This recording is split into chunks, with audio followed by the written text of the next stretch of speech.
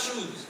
To the point where when I was in high school, I was trying to get a job, and they said, you got to go get a work permit. And I got a work permit, and I went to Auntie Ann's, and they said, we can only have you for 10 hours a week. And I was getting paid $7, and I got my check, and my check was $43. And I said, I worked 2 weeks for $43, I'll quit.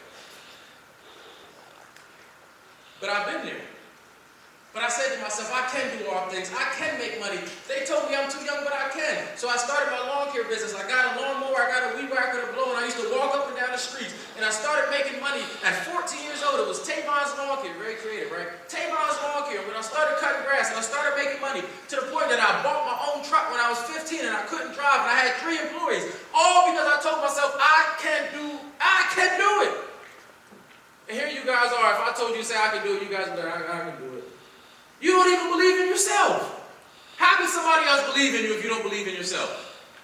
Do me by a show of hands. Do you believe in yourself? Matter of fact, don't put your hand. Just wink at me. Wink at me. I know you guys get awkward when people start looking at you. I see some winks. Okay. I'm glad you believe in yourself, because nobody in here can believe in you more than you believe in yourself. Your parents can't. Your coaches can't. Your teachers can't. If you don't believe in yourself, nobody can do it for you. And there's a word for the hopeless people. You guys are our spark plug. You guys are the future of this world. But I know I've been there. It's like, man, bump the future. I'm trying to get it right now. And you have an opportunity to do everything you want to do right now. But it's not going to be easy. So just say to yourself, I can do all things. The second one that I need you guys to realize, and I've been having this conversation with a lot of people, but birds of a feather flock together. I'm an Eagle fan. My brother's a Ravens fan. Like, Eagles and Ravens don't fly together. The people that you hang around will literally dictate your success. So if you have, just think to yourself right now, if you have a bunch of friends and they like to skip class and bake and stuff like that, and you don't do that, at some point if they're your friends, what's going to happen? Either they're going to do what you're doing, or you're going to do what they're doing.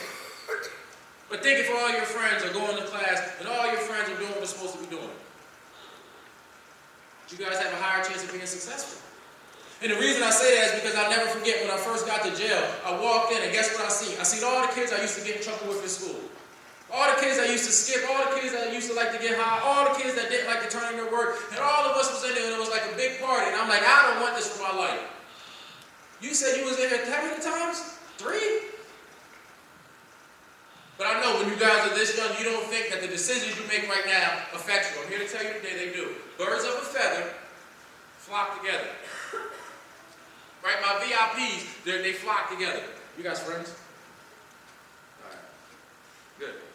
That was what I was trying to get at. And then the last one, guys, you control your own destiny. I need you guys to say that one. Say, I control my own destiny. I control my own destiny. Like you really mean it. I control my own destiny. I control my own destiny. Guys, the reason I say that, I'll never forget when I lost control of my life. The first time I got arrested, and I had weed and I had a firearm. And I'll never forget because my wife bailed me out. And the second time, I'm like, man, I just can't fathom how I would get in this predicament again. And I'll never forget because when I was getting arrested, I called her and she came. And when I was getting into the back of the police car, I'll never forget because I looked and I see her sitting there staring at me crying. 8 days after my daughter's 2nd birthday. When I say you control your own destiny, I really mean it. Because in the blink of an eye, everything that I ever wanted in life was taken from me. And for 14 months, every single day I had to wake up and realize I wasn't there for the people that meant the most to me. So I bring my daughter and my wife. I like it when they come to my speeches so you guys can see, when I come to talk, it's not just lip service. I've been through stuff, and the last thing I would want for any of you guys is to have to go through something in order to be successful. When you can just go on the right path and be successful anyway. When I say you control your own destiny, it took me going to jail, it took my brother dying, it took me going through it. I had to realize I need to control my own life. And from that, I started 3 businesses. From that, my daughter, I have goals that I have. And my question for you is, what are your goals? If you say you control your own destiny, can you control making sure your grades are good so you can get into college? Can you control a trade school? Can you control what you need to control in order to control your own destiny? Because the truth of the matter is, your destiny is waiting on you. So I want to close with this. Do me a favor. The teachers around will make sure nobody messes with you. But just do me this favor and close your eyes.